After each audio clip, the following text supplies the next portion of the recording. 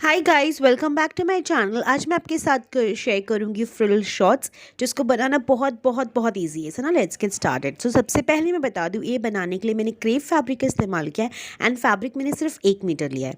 ये दो साइड मेरी फोल्डेड है, ये भी साइड फोल्डेड है, जो साइड मेरी सामने है ये भी साइड मेरी फोल्डेड है। सो चलो अब मेजरमेंट के साथ स्टार्ट करते हैं। तो सबसे पहले हम यहाँ पर जो है वो फ्रिल वाली शॉर्ट्स बना रही हूँ। जैसे कि आपने टाइटल में देखा, तो सबसे पहले फ्रिल की हम मेजरमेंट ले लेंगे। तो हम सबसे पहले अपने हिप्स की ले लेते हैं, उसके बाद फ्रिल्स की। तो मेजरमेंट के लिए हिप्स में 36 की अगर हिप्स है तो प्लस 4 इंच लूजिंग लेते हुए 40 इंच की होगी, तो उस पर 1/4 भागेगा 10। तो मैंने 10 इंच पर एक स्ट्रेट लाइन ड्रॉ कर लिया है। एंड ऊपर से फोल्डेड एरिया से अब मैं 1.5 इंच की फ्रिल के लिए एक मार्किंग कर दूंगी और वहाँ पर जो है वो स्ट्रेट लाइन ड्रॉ कर दूंगी। ये जो होगी वो मेरी फ्रिल की मार्किंग होगी, यानी जो हमारी फ्रिल कन्वर्ट होगी। अब हम इलास्टिक का मेजरमेंट लेंगे। तो इलास्टिक का जहाँ पे डालना है फ्रिल के नीचे, तो सबसे पहले आप अपनी इलास्टिक ले लीजिए। आप जितनी ब्रॉड इलास्टिक यूज़ कर रहे हैं उसका पहले मेजरमेंट ले लीजिए। मैं जो यहाँ पे इलास्टिक यूज़ करूँगी वो 1 इंच से भी कम है, तो मैं यहाँ पर 1 इंच से कम है, अराउंड 0.75, तो मैं 1 इंच ले लूँगी एंड वहाँ पर भी एक स्ट्रेट लाइन ड्रॉ कर दूँगी, जिससे मुझे पता चलेगा कि इलास्टिक कहाँ डालना है एंड फ्रिल कहाँ से लगाना है। इसीलिए ये सारे मेजरमेंट्स हम यहाँ पर ले लेंगे। उसके बाद वहाँ पे मैं स्ट्रेट लाइन ड्रॉ कर लूँगी, जैसे कि आप अभी देख सकते होंगे।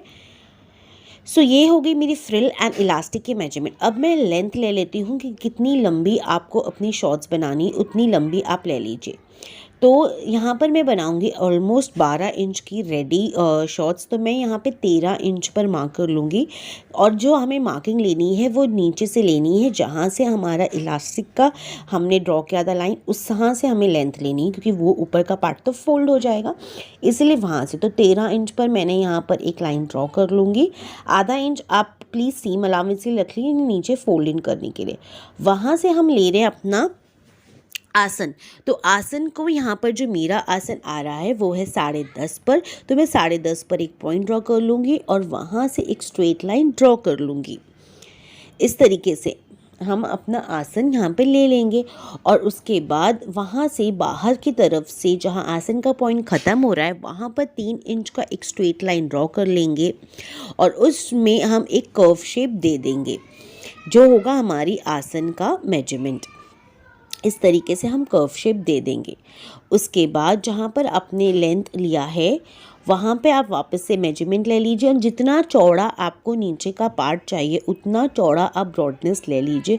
मैं यहाँ पे 12 इंच रख रही हूँ, आप अपने हिसाब से ले लीजिए। एंड आउटर साइड इस तरीके से एक स्ट्रेट लाइन ड्रॉ कर लीजिए। हल्की सी स्लांट या स्ट्रेट लाइन आपको ड्रॉ कर लेनी होगी। अब इन सभी मेजरमेंट्स को हम कट कर लेंगे। सो यहाँ मैं कट कर रही हूँ, जैसे कि आप देख सकते होंगे। इसे कट करने के बाद हमें कुछ इस तरीके का फैब्रिक रिसीव हो जाएगा। अब ऊपर की तरफ जो फोल्डेड पार्ट का एरिया आपको मिल रहा है उसे भी हमें यहाँ पर कट कर देना होगा। तो इसे भी मैं सिज़र की मदद से कट कर दूँगी।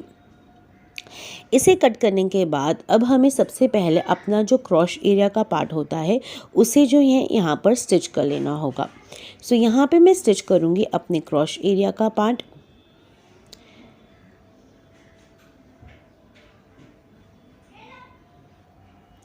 सो यहाँ पर एक रॉन्ग साइड आपको कपड़े को रखना होगा एंड क्रॉस एरिया सिल देना होगा। तो यहाँ पे मैंने क्रॉस एरिया सिल दिया। अब कुछ इस तरीके से फैब्रिक को गैदर करेंगे एंड सिलाई को बीच में लाके जो वी शेप नीचे क्रिएट होता है उसे भी हम सिलाई कर देंगे, जिससे कि हमारा दोनों जो लेग है वो सेपरेट हो जाएगा।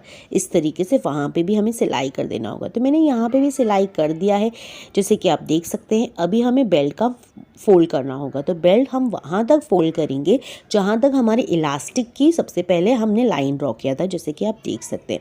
आधा इंच अंदर फोल्ड करते हुए आपको फैब्रिक को फोल्ड कर लेना होगा और अच्छे से आयरन करके बैठा लेना होगा। और वहाँ पर जब हम सिलाई करेंगे तो 1 इंच का हम छोड़ देंगे, जिससे हम इलास्टिक को पास कर सके। अब फ्रिल के लिए हम जहाँ पे अपनी लाइन ड्रॉ करें उसको हम डार्क कर लेते हैं, जैसे कि आप देख सकते हैं। वहाँ पर पूरा हम एक सिलाई दे देंगे, जिससे इलास्टिक डालने के बाद बहुत खूबसूरत सी फ्रिल ऑटोमेटिकली क्रिएट हो जाएगी। सो यहाँ आप देख सकते हैं मैंने सिलाई कर दी है। दोनों भी फ्रिल की भी मैंने ऊपर की तरफ सिलाई किया, जहाँ पे मैं इलास्टिक पुश करूँगी वहाँ पे भी मैंने सिलाई कर दिया है। अब यहाँ पर इलास्टिक हम डालेंगे। इलास्टिक कितनी लेनी है, जैसे कि आपने यहाँ पर आपकी जितना भी ये इस बेल्ट का राउंड, इससे 4-5 इंच अपनी कमर से छोटी इलास्टिक ले लीजिए, जिससे कि काफ़ी अच्छे से आपके जो कमर है उसमें आपके ये शॉर्ट्स फिट हो जाए। कोई भी सेफ्टी पिन वगैरह लेकर बहुत इजी तरीके से इस तरीके से पुश करते हुए इलास्टिक जो है वो अंदर की तरफ पुश हो जाएगी। एंड उसके बाद जो इलास्टिक का एंड होगा उसे हमें स्टिच कर लेना होगा, एंड जो फैब्रिक हमने ओपन छोड़ दिया था उसे भी स्टिच कर देंगे। तो वो मैंने कर दिया है। अब इलास्टिक के बीच में मैं एक सिलाई मारूंगी, 2 सिलाई मारूंगी, जिससे बहुत ज़्यादा रेडीमेड लुक आता है। 2 सिलाई खींचते हुए हमें लगा मारना है, आगे से भी हमें खींचना है एंड पीछे से भी खींचते हुए बहुत खूबसूरत सी यहाँ पर 2 सिलाई क्रिएट हो जाएगी। तो जैसे कि क्रिएट हो चुकी है एंड ये बहुत सुंदर लग रहा है, बहुत प्यारा फ्रिल क्रिएट हुआ है, अंदर से भी बहुत ज़्यादा नीट बना है। तो आप देख सकते हैं बहुत ही ज़्यादा सुंदर बना है। अब ये मैं बना रही हूँ लूप। मुझे यहाँ पे 3 लूप क्रिएट करना है। तो इस तरीके से फैब्रिक को 2 बार में फोल्ड करके मैं सिलाई कर दूंगी एंड इस तरीके की हम डोरी यहाँ पे प्रिपेयर कर लेंगे। अब इसे मैं 3-3 इंच के गैप से कट कर लूँगी और मुझे यहाँ पे सिर्फ 3 चाहिए। मैं यहाँ पे सिर्फ 3 लूप लगाऊंगी अपने शॉर्ट्स में। आपको अगर 4 लगाना है तो आप 4 भी लगा सकते हैं, बट 3 2 साइड के कमर में और एक बैक में ये लूप आएगा। इस तरीके से हमें लूप को भी लगा लेना होगा। 2 साइड में हम लगाएंगे और एक बैक की तरफ हम ये लूप लगाएंगे। सो यहाँ पे आप देख सकते हैं मैंने लूप भी लगा लिया है एंड ये शॉर्ट्स ऑलमोस्ट अभी से बहुत ज़्यादा खूबसूरत लग रही है। अब इस लूप के अंदर डालने के लिए हम स्ट्रैप प्रिपेयर करेंगे। तो ये सेम फैब्रिक का मैंने स्ट्रैप कट करूँगी। मैंने 5 इंच की चौड़ाई का ये स्ट्रैप कट कर लिया है एंड इस तरीके से फोल्ड करके रॉन्ग साइड में मैं यहाँ पर एक सिलाई दे दूँगी। एंड लंबाई जितनी आपको रखनी, जितनी आप चाहते हैं कि आपकी स्ट्रैप जो है कमर्स के बाद नीचे की तरफ फ्लो हो, उतनी आप लंबाई रख लीजिए। तो यहाँ पर आप देख सकते हैं मैंने सिलाई भी कर दिया है एंड ये जो मेरा स्ट्रैप जो पार्ट है अब इसे मैं फ्लिप करूंगी। तो एक एंड से आपको जो क्लोज एंड है वहां से कोई भी इंस्ट्रूमेंट डालते हुए इसे आप फ्लिप कर दीजिए। सो यहाँ आप देख सकते हैं मैंने फ्लिप कर दिया है। फ्लिप करने के बाद जो पार्ट आपने ओपन रखा था एक साइड का, उसे भी अंदर कपड़ा डालते हुए आप सिल दीजिए और एक आयरन करके इसे नीट लुक दे दीजिए। तो यहाँ देख सकते हैं मैंने कर दिया है।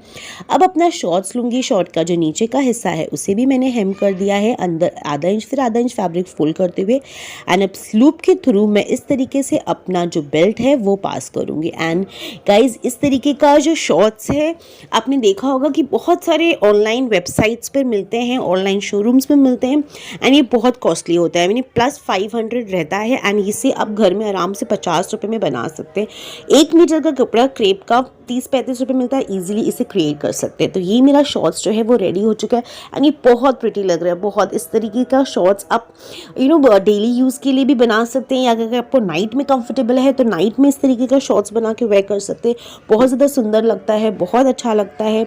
आप अलग अलग मटेरियल में इसे क्रिएट कर सकते हैं। आप इसे शिमरी मटेरियल में क्रिएट कर सकते हैं अपनी बर्थडे पार्टी के लिए, अपनी किसी भी अच्छे ओकेजन के लिए, अगर आप शॉर्ट्स में ज़्यादा कंफर्टेबल हैं।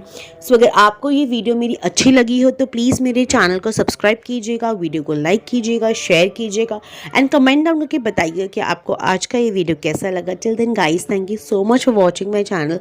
Bye bye, take care, till next time.